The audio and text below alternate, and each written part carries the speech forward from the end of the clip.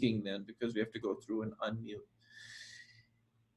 And I do want to just remind you, when you speak, unmute yourself. And then the next thing is starting the video. I encourage you to turn your video on, but I also understand bandwidth issues. Sometimes you are not able to turn your video on. So that will be, I'll leave that up to your discretion, whatever you are comfortable with in doing that.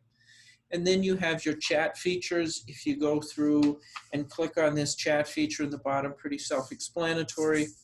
You can go in there and you can send chat to everyone, or you can send it to individual people. But if you just send it to everyone, if you're comfortable with that, anytime you have a question throughout the presentation, something that is not clear, something you want clarification on, you can submit it in chat. And alongside chat, right next to chat, and I don't have it here on this screen, you should be seeing a bar on the far right-hand side. You should be a little button that says reactions. If you click on reactions, you have the option of hitting thumbs up, or you have the option of hitting an applause. Can you, just as a check, can you guys go ahead and hit the thumbs up for me?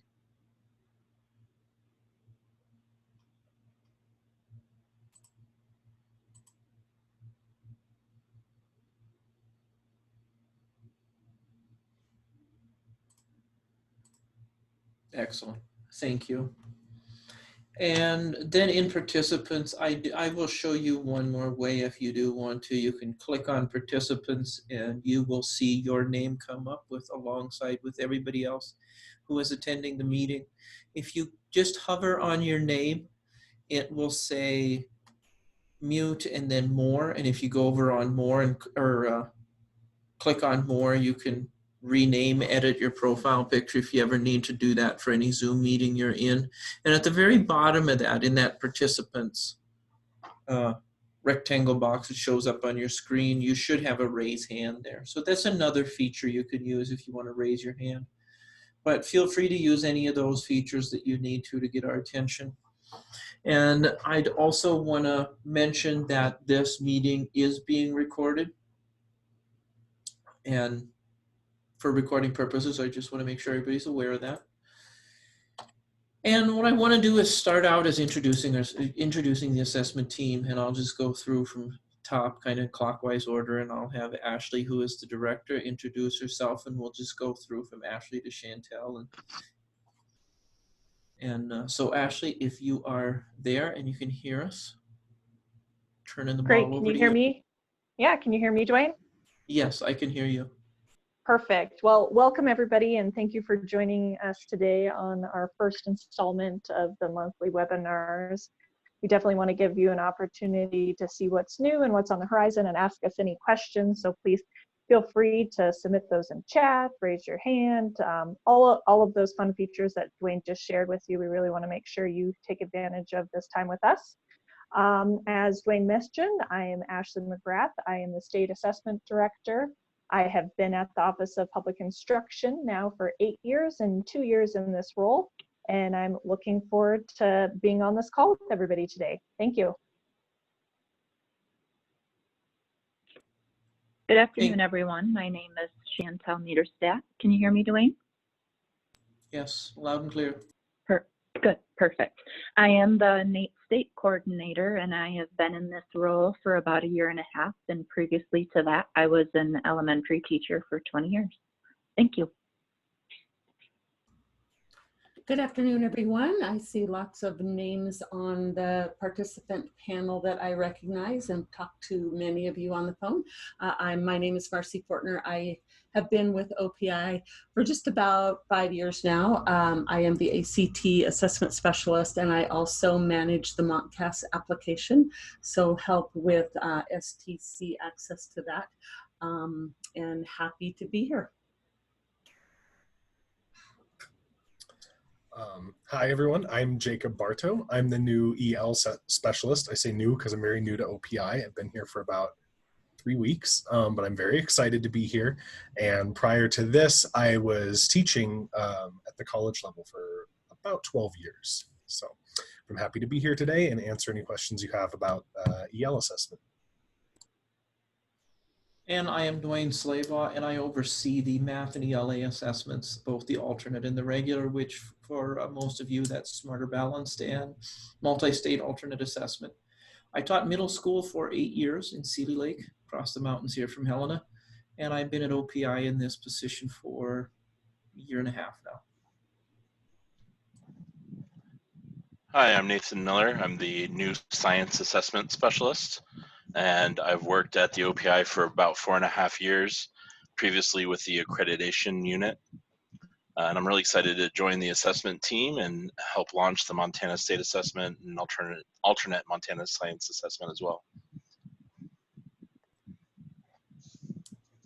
Excellent, thank you. So that's an introduction to all of you from the team, the assessment unit team here. And what I want to do is kind of flip this a little bit and have you introduce yourselves. I am going to be sending you a link in chat. Give me just a minute. I will go get this link going. I'll put it in chat for you. And if you click on this link, it's going to take you to a screen that I'm going to share in just a second. The screen will look like it's a virtual whiteboard. And the screen will look like the screen I am sharing now. And on the right-hand side, you will see these Post-it notes. Just click on a Post-it note, drag it over, double click on it, and write your name. Write the district that you are from, and the role you have in the district.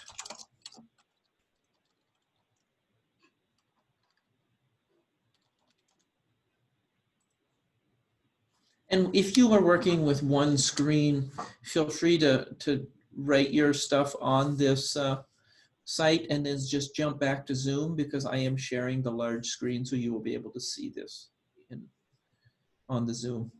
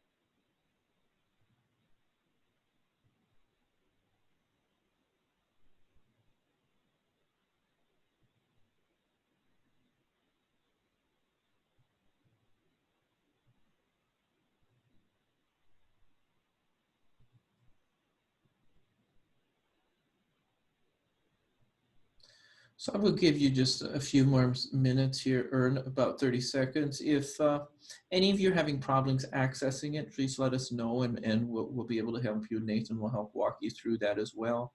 And consider this kind of a virtual sign-in, if you will.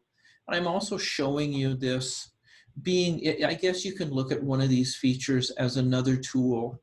If you have anybody in the district who's looking for an interactive remote learning tool, this actually is it's a really cool feature. If, like I said, if you just go to scrumbler.ca, if you go to that site, it's open, accessible to anybody. And then after that, you can kind of specialize it to your specific requirements and send it out to students and have students write on it, whether that's you want to use it for students, interact with students in a remote setting, or work with PD within educators there at your district. It's just a tool there to have you take a peek at. If it speaks to you, use it. And if it's something you have other features, that's great as well. So I'm going to jump back to our agenda. I'm going to share the screen here, reshare it. Sorry, make sure we're all on the same page.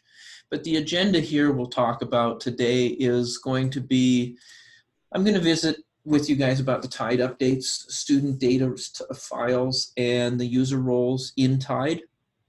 And then I will talk about Smarter Balanced Interms. And then the next agenda item, I'm going to turn it over to Chantel, and she will give you NAEP updates, this being a NAEP year. And then Nathan will talk about science interms and the interms being available when they're available this year. And then Jacob will talk about ELs, remote guidance, screeners, etc. And then Marcia will wrap us up with kind of a MontCAS test security updates. And then at the very end, we will have an evaluation, a Google evaluation form we'll be sending via chat and going from there. So that is the agenda. And without further ado, I will jump in here. So as many of you know, are familiar with, if you're not aware of this, TIDE went live on August 11th, and interms were available as of Monday morning, this last Monday, August 24th. We have done that to try to make sure that we have all the tools available to schools that they need for going into this fall, the challenging times we're all in. So when you look at TIDE going live, if you are a system test coordinator, I'm sure the first questions you have are, what about the student data file? Second question you have is, what about the user roles? So I'm going to address those one at a time. Student data file has been rolled over from last year.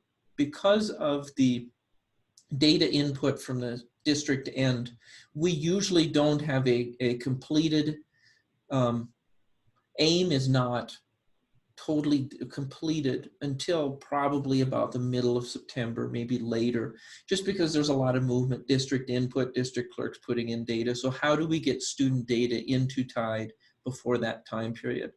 The way we did it is we went back to last year's data file and we upgraded that file. What that means, if a student was in 5th grade, they're now in 6th grade. And so all of those have been upgraded. Any test settings, i.e. accommodations, supports, universal tools are all rolled over. If they were set for the student last year, the students in there in the next grade set up for them in TIDE. And the really trick to this is, if you are coming from a district where you have a middle to a high school transition, and sometimes that means that you change districts, we made those transitions using the best information available. And so if any of those, if you go in right now into TIDE and you see something that is off, just as an FYI, we're going to start doing our first student uploads from AIM starting September 1st. So my first point or my first piece of advice would be, is make sure that it is the input on the local end from your local end, whether that is Power School or Infinite Campus, is updated. And then starting September 1st, we're going to upload twice a week, Tuesday and Thursday nights. And those updates will be reflected in TIDE on Wednesday and Friday mornings. So that's kind of your TIDE student data file. And then jumping over to TIDE user roles, your TIDE user roles have also been rolled over from last year. If you were if you have people in the district who had user roles last year, they have user roles this year. You do not have to create them as a system test coordinator. But what I would encourage you to do is go through those user roles, add any new staff, and delete those who have left the district. So that's kind of the update on the TIDE, and it allows the interns, the reason the interns have been available as of Monday morning. And then going over and talking about interns, I would be remiss if I didn't start talking about interns by giving you this balanced assessment approach component. It's a three-legged stool. Teachers and schools looking at it. At OPI, our focus is to provide you guys the information and tools you need for students. And the focus is always the student. So when you look at it, the end result is what is it? And so you want students to graduate high school, college, and career ready. And there's many facets to this.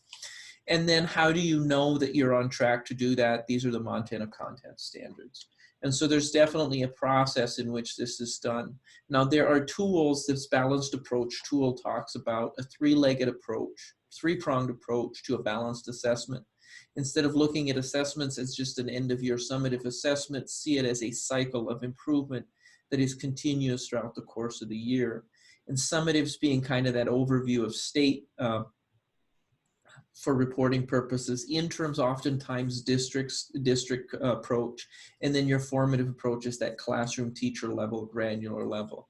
And we will go through, I will address both the interim and the formative a little bit for you here.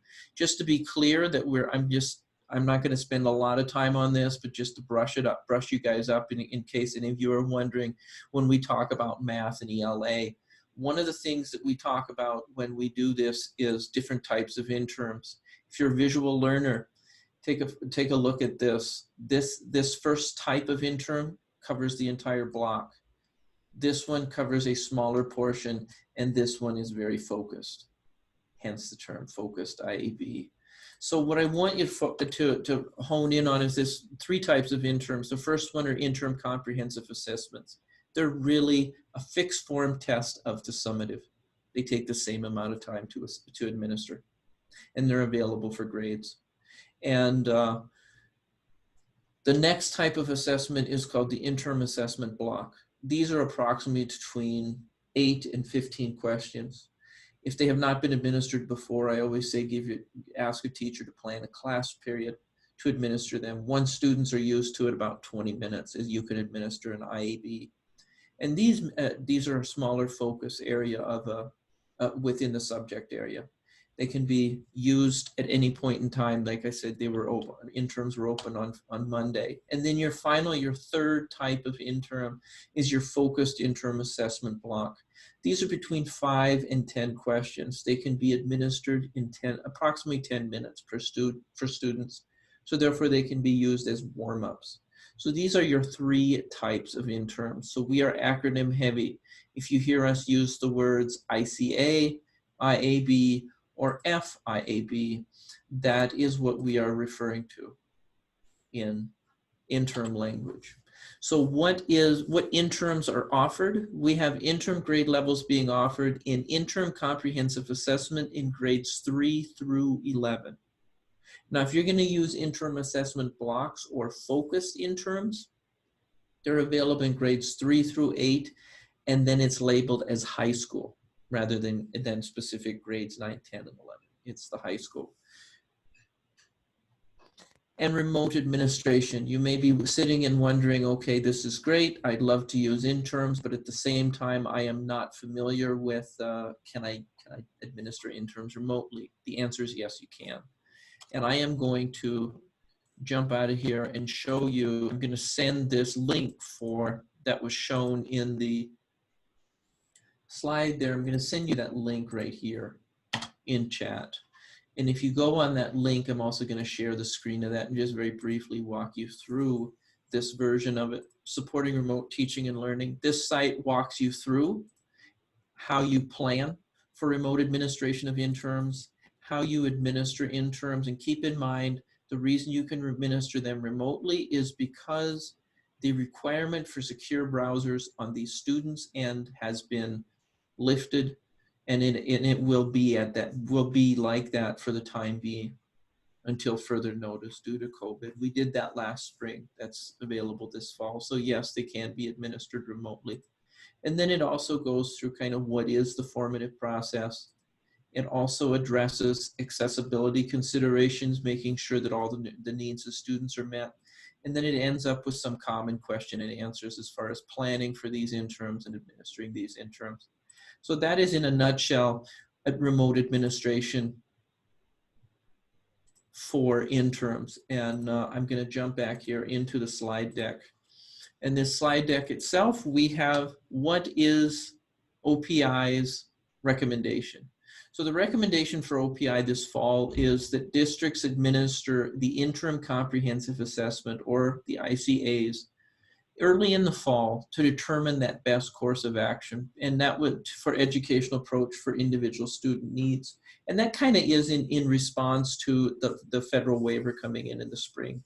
And then throughout the course of the year, use those interim assessment blocks and focus interim assessment blocks at district discretion to try to support students and challenge students as your ICA scores would show for you. And then your, as far as your resources, we have a new, if you're familiar with Digital Library, that has been replaced with Tools for Teachers. Tools for Teachers is a brand new resource. And I'll talk about it here just in a minute. And then I do want to mention right now, the old reporting system is still on there. But what has happened is, if you recall, you've been in TIDE before. Up here where this blue reporting system is, let me annotate this so you can follow where I'm drawing here. This section used to be interims, and right down in here used to be online reporting system, and it was the ORS. This is where summative data was. This is where interim data was. And we have a brand new reporting system this year. What that means is all interim and summative data will be reported in one single place. And it will look very similar to what the interim data looked like, or the interim score reports look like, what Airways did look like.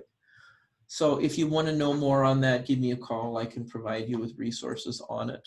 And then as just kind of wrapping it up here, what is Tools for Teachers? This is a resource for teachers. It's the Digital Library has been replaced.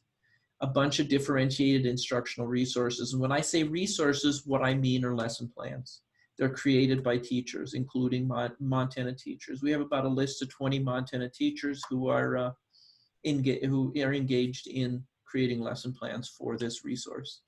Formative strategies in every resource, accessibility features in every resource, and also have professional development. So where is this? And I am going to, like I said, jump back in here and just show you really quickly, sharing this screen with you. If you jump into TIDE, you should see the TIDE portal. You see this new TIDE portal down in here on the bottom. It says Tools for Teachers. You jump into Tools for Teachers, and it's going to ask you to log in the exact same login that you use for TIDE on a regular basis. So what does it have? This is the home page for Tools for Teachers. You can sign in here. You can look for a bunch of different resources. And I'm going to click on the login because there's one feature that I want to show you that has just come live as of last Wednesday. And this new feature is, say for example, you are going to administer interims. And as you administer interims, you have a student in your district who you know that no matter how great how great your resources are, how great remote learning is, you may be going remote. You may have a student whose access to computers is just not there. And that's the reality of it. And I want to show you where you can go in and you can print off interim questions and send those printed questions home as a packet and have the student engage in an interim and you can assess that learning in that manner. So if you look over here, this is logged into Tools for Teachers. Go on the far left-hand side, that gray bar shows up. At the bottom here, or at the very last one, it says Interim Assessment Item Portal. Click on this guy, and it's very intuitive. And you come in here, you have grade topics. You can select your grade. It'll show you very specific types of, like for example, I'm just going to go through one of these. You can open one of these and it'll show you the item itself.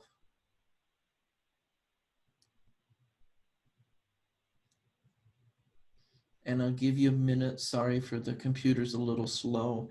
But this is the item as a student would see it. And you can go back and you can print these out and you can send them home and you can have the student engage with it on that manner. I just wanted to show you that feature that came out just last Wednesday, especially in time during this period in time if you're considering remote administration of interims. And that has been a lot of information in a short period of time, but I don't want to, and I know I've taken up enough time, but before I transition it over into NAEP and kind of shift from from the TIDE and the Smarter Balance interns, math and ELA. Before I do that, I just want to give you guys a few moments for questions, if there's anything you have questions as it relates to these topics I have presented before I turn it over.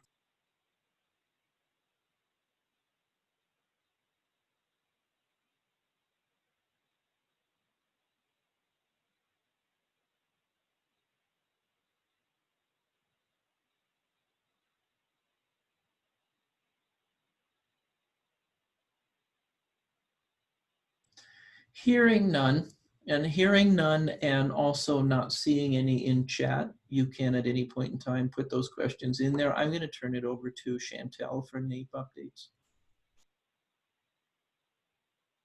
Thanks, Dwayne.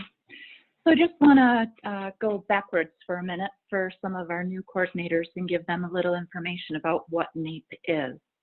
NAEP is the National Assessment of Educational Progress, provides a common yardstick for schools, for states to measure student progress, and is the largest nationally representative and continuing assessment of what students in the United States know and can do in various subjects. It is administered by the National Center for Education Statistics, NCES, which is within the U.S. Department of Education. Selected schools in your district represent schools across Montana and the nation, and their participation provides an accurate picture of student performance. NAEP will administer math and reading assessments to students in grades 4 and 8. National and state level results will be released as the nation's report card. Selected schools will be notified soon so that principals can place the assessment window on their calendars and incorporate NAEP into their planned school program.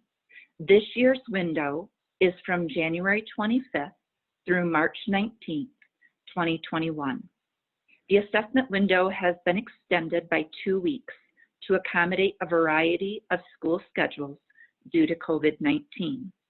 Participation in mathematics and reading in grades 4 and 8 is required under the reauthorization of the Elementary and Secondary Education Act, commonly referred to as the Every Student Succeed Act, or ESSA, for any district receiving Title I funding.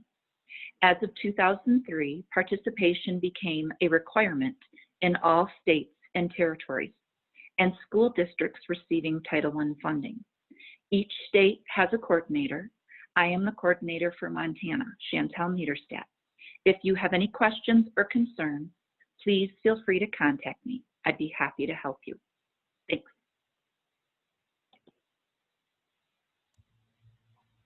Thank you, Chantel. Are there any NAEP questions at this point?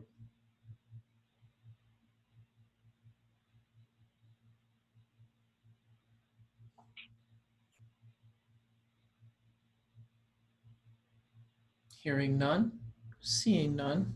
Thank you.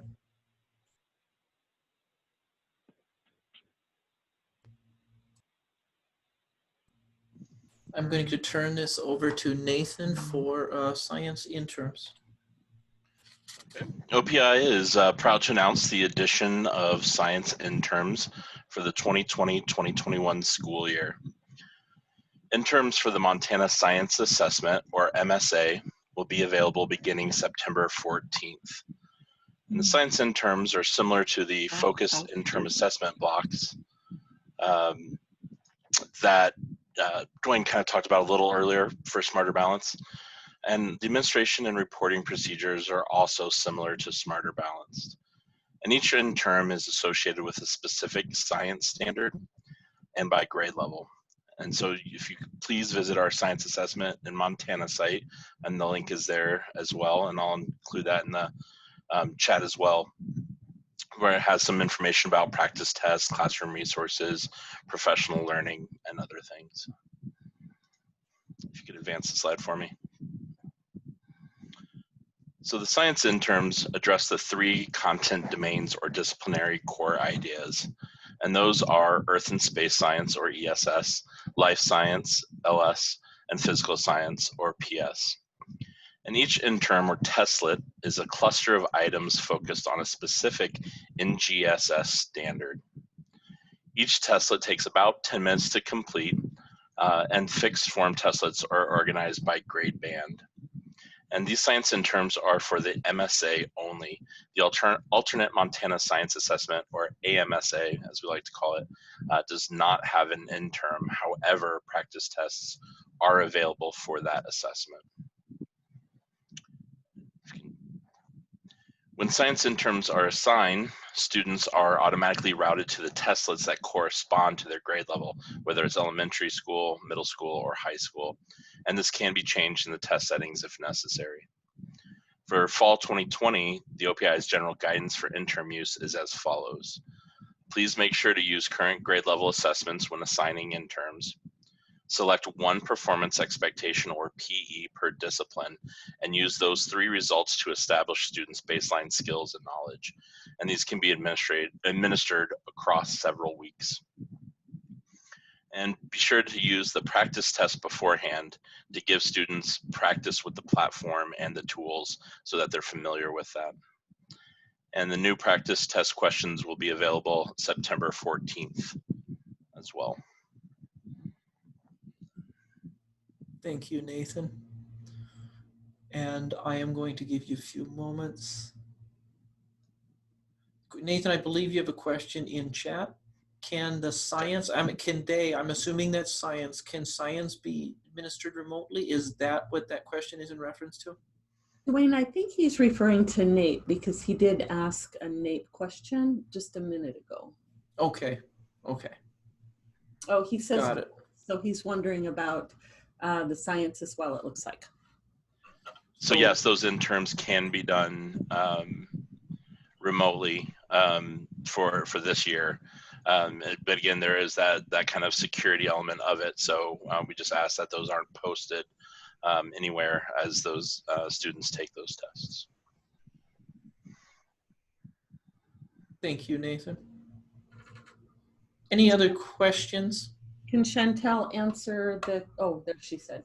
So it looks like Nate cannot be administered remotely.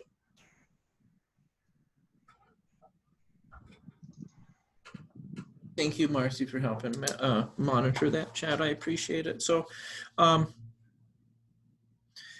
if we do not have questions as it relates to science, and keep in mind at the end of this, we'll still have another question and answer period. I just feel like if there's something that's burning for you guys as we're going through here that you want to ask right away, I want to give you that opportunity.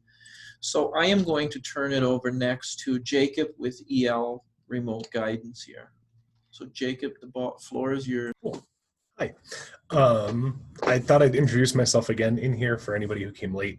I'm Jacob Bartow. I'm the new EL assessment specialist. I happen to be wearing the same shirt today that I was wearing in my photo here on the slide.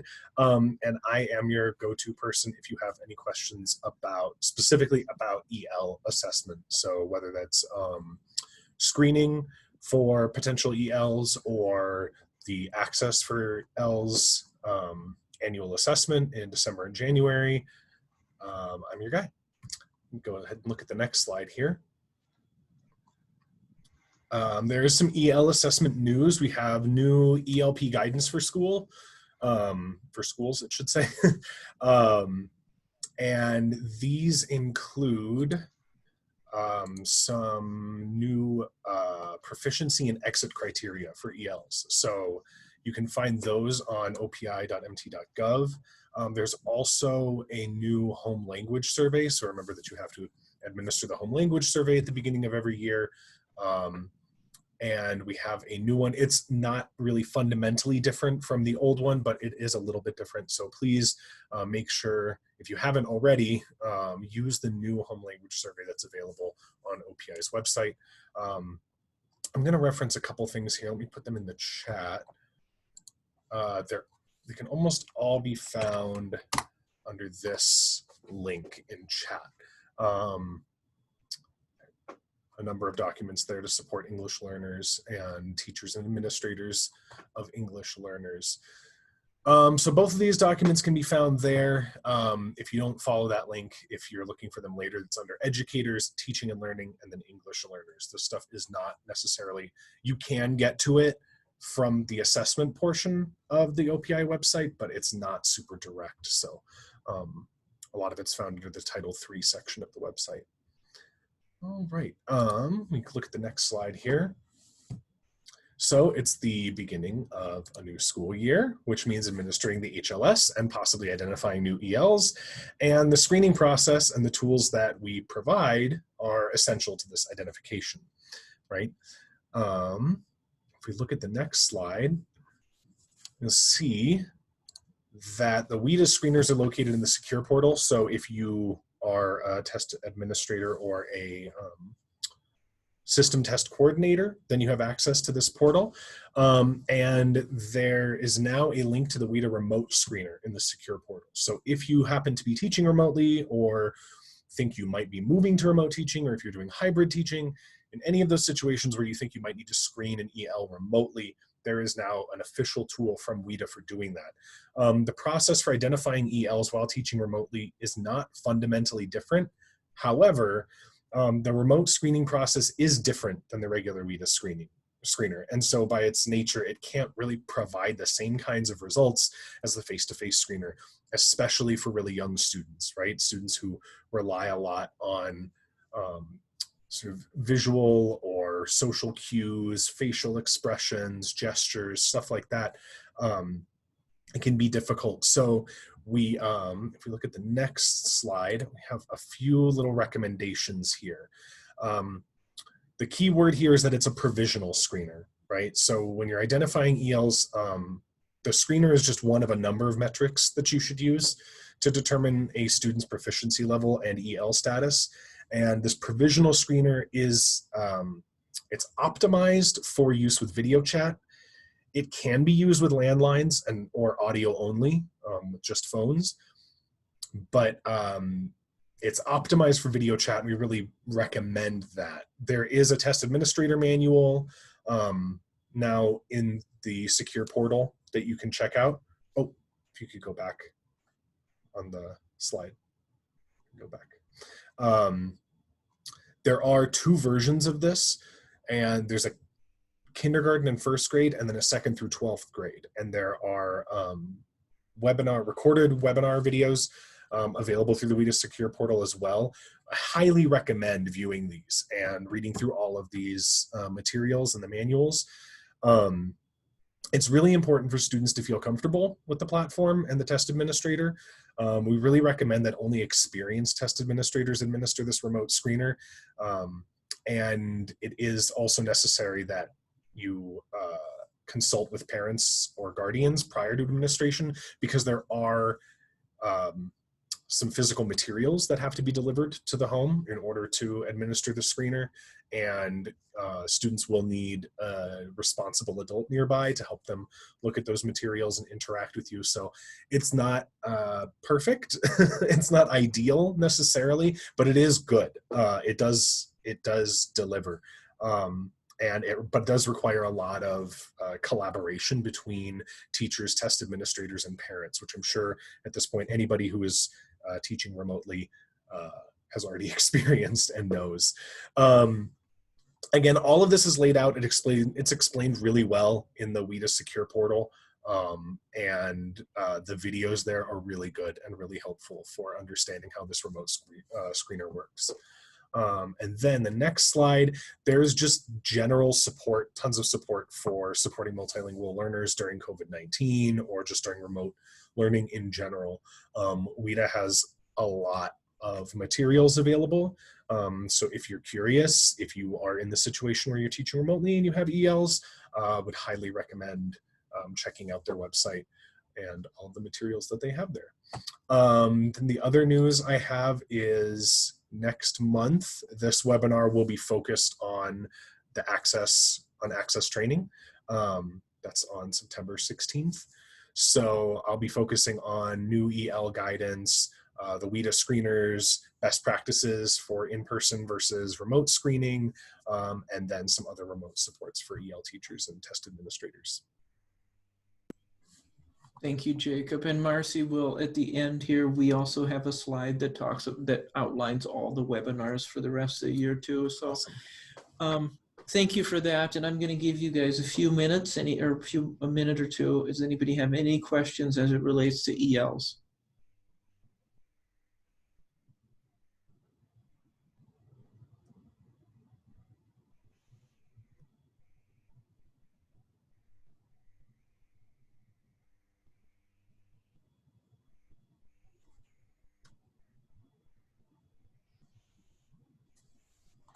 Hearing none, and I know the virtual wait time is a little more extensive than it is in a regular wait time, so hence the reason for it. Hearing, I'm going to turn it over to Marcy, and she will talk about MontCAS test security.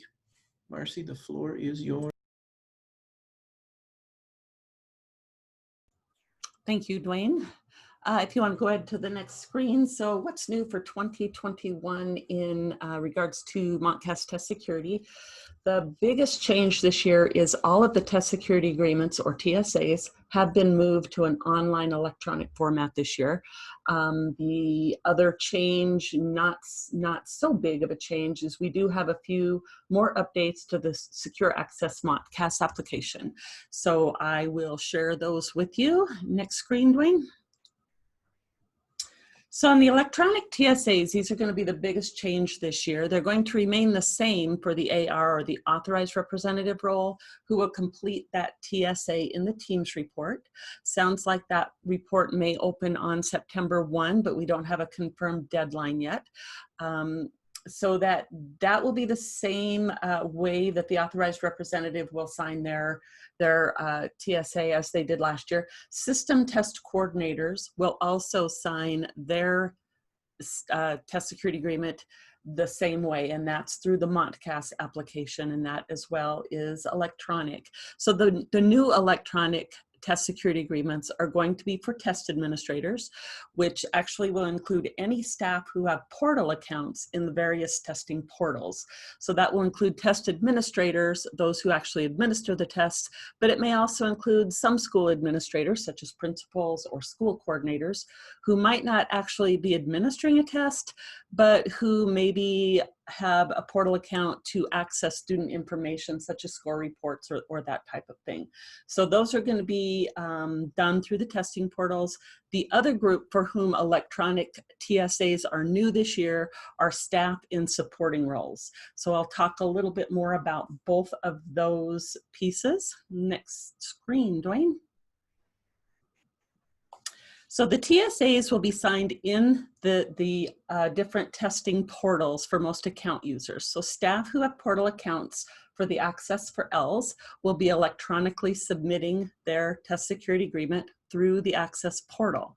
That same process is going to occur for TIDE users, TIDE being the user platform for the Montana Testing Portal, which houses the Smarter Balanced, the Montana Science, and the alternate Montana Science assessments. And as you'll see on the screen there, in both the Access and the TIDE, as well as the multi-state alternate assessment, which will all be signed, also be signed online, those will have to be agreed to before you can view secure materials and before you can access actual test administration. The ACT is a little bit different due to some additional assurances required of the ACT. All system test coordinators will complete the ACT assurances form prior to testing. I'll put that link in the chat box that goes to that form. That link was sent to STCs earlier this week in an email. So if you didn't receive that, that's where you can find it, or you can certainly contact our office and we can get you hooked up with that site. Are there any questions about the test administrator test security agreements?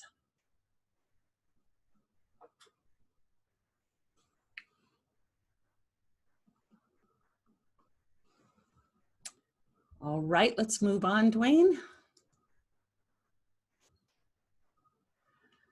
Finally, the supporting roles test security agreement. So This security agreement is meant for all school staff who support state assessments, but for whatever reason may not have an account on one of the testing portals. This could include paras.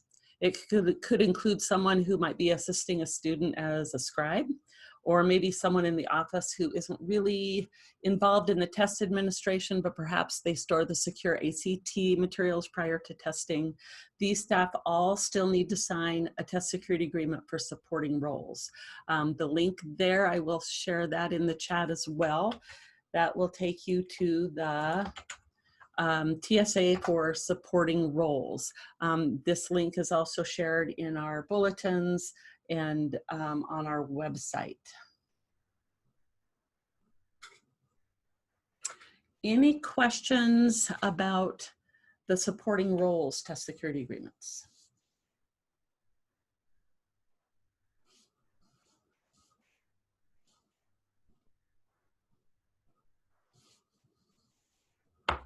Not hearing any. Dwayne, we can go to the next slide. So this is really just a reminder slide to STCs. So even though those test security agreements are moving to an online format, STCs are still required to maintain those. I want to make sure that staff are sharing those completed forms with you, whether they're printing those out or scanning and emailing them to you. You certainly can keep them electronically if you'd like, but just a reminder that you do need to keep those on file for at least 3 years. You may be asked to provide them to the OPI through an audit or a site visit, something like that. Looks like we have a question. No longer responsible. So I think I just answered that, Tom. You will still need to keep those on file for your district. And it looks like, I don't know what happened to the slide there, but we're missing a couple little pieces. These are there we are, the MontCAS application updates. So couple updates to the MontCAS application itself. As I mentioned, there are some minor changes to some of the screens, but the big updates for the application are the required records tracking screen and the paper materials ordering screen. So the required records screen, it's just going to be updated because of the change in electronic TSA. So it's not a big change there, but that will look a little bit different. That was the screen. Those of you who are STCs, you'll remember that's the screen in which you indicated that you did have those copies. So that will change a little bit. The paper materials ordering screen is brand new this year. So in the past, the OPI contacted system test coordinators for counts of paper materials for students. Paper materials like Braille or large print for students whose IEP or 504 plan might have required a paper test for a student for some reason. This year, schools will need to place those orders in the MontCAS application. So OPI will not be calling everyone for those orders. Principals will also be able to complete that task. For some of the bigger districts, that can be quite a task. So trying to take some of that burden off the STC, principals can also complete the task of paper materials ordering. Those changes are not live yet in the MontCAS application. So if you go in there right now, you're going to see what you saw last year, but we're currently testing these new screens for glitches and the like. So expect to see those updates soon. And I think that is it for MontCAS application updates. Any questions about test security or these updates? Hi, Marcy, this is Ashley. I just wanted to clarify too with the MontCAS application, as many schools didn't have an opportunity to experience this, but it was an enhancement that we applied last year, and just kind of gauging the audience here. One of the things that we formerly used to collect in the MontCAS application was any student who did not participate in the assessments and the reason for that non-participation decision. Last year, as an enhancement, that screen or that collection of that information was reduced to any students who had a medical exemption. And just to explain a little bit of that reasoning or rationale behind that, as many of you have probably noticed in the accountability determinations that happen each year through the annual meaningful differentiation process, any student who is not part of the testing collection period, so enrolled in the school during that time, if it is not a medical exemption, regardless, that student is counted as a non-participant. So the OPI has been collecting that data in that way, and it was perceived to be an additional reporting requirement to also include those reasons within the MontCAS application. So for federal reporting purposes, the only requirement and explanation for a reason a participation decision was not occurring is that medical exemption. So that was an enhancement that I believe only the Access for ELS assessment was able to experience, and all other instances, as we are all aware, fell under that 2020 state waiver. So in case that was a question for anybody in the group, just wanted to clarify that enhancement as well, as it might have kind of not been as visible as maybe we would have thought it was with a typical administration of Smarter Balance, ACT, our science assessments, etc. Thanks, Ashley. Okay. So if we have from this point forward, I just want to thank you, Marcy, for presenting. Thank you for everybody. I kind of want to bring this together in something Jacob had mentioned during his presentation, and that was the MontCAS monthly webinar. He said, so next month I'm going to talk about Access for ELS. And on our site, maybe if somebody is available here, maybe Marcy, if you can just even put the link to this site in the chat. But this is what Jacob was referring to here, the Access for ELS for training. Each month is going to be a different topic from 3:30 to 4:30, and the topics are specifically been geared towards relevant issues at that period in time during the year. So it will be, you'll have the bulletin, but then you'll also have your monthly webinars tied to that. And then October, we'll talk about balanced assessment system, and then jumping into systems access and gearing up for winter. And then planning aids and resources, we'll talk about student supports, accommodations, accessibility in February. And then you can see we run down here. Score reports will be at the end there in May. So as Marcy, thank you. She just put, if you want this site with those links, it is there in the report, in the chat. And one thing I do want to mention, it's one of those things that I've been working on for honestly last month and a half. And I would be remiss if I did not share this with you in your own district preparation for preparing for any interim administration. If you are planning on any kind of interim administration in your district and you have anybody who has questions about it, I do have a website here. We in the unit here, we have a website that is titled Fall 2020 Interim Benchmarks. And it is essentially, I'm going to share this screen with you really quickly. And I'm going to share the link with you. This is the 101 of interims. And anything that is no longer relevant will be on interims this fall will be deleted here, and new things will be added. So this is the fall 2020 interims. And once we've kind of gone through this moment in our time as far as closings, remote learning, this site will just disappear. But I do want to point this out. Like I said, I'd be remiss if I didn't show you this because I spent a lot of time on it. At the bottom of it is a quick start video, 18 minutes on how to get started with a bunch of resource links here. And that being said, we have 5 minutes left here. So I want to leave those 5 minutes with two components. I want to provide you the time for questions, and I also want to give you somewhere in here we go. I'm going to be sending you a link for a renewal unit and an evaluation form of this specific presentation.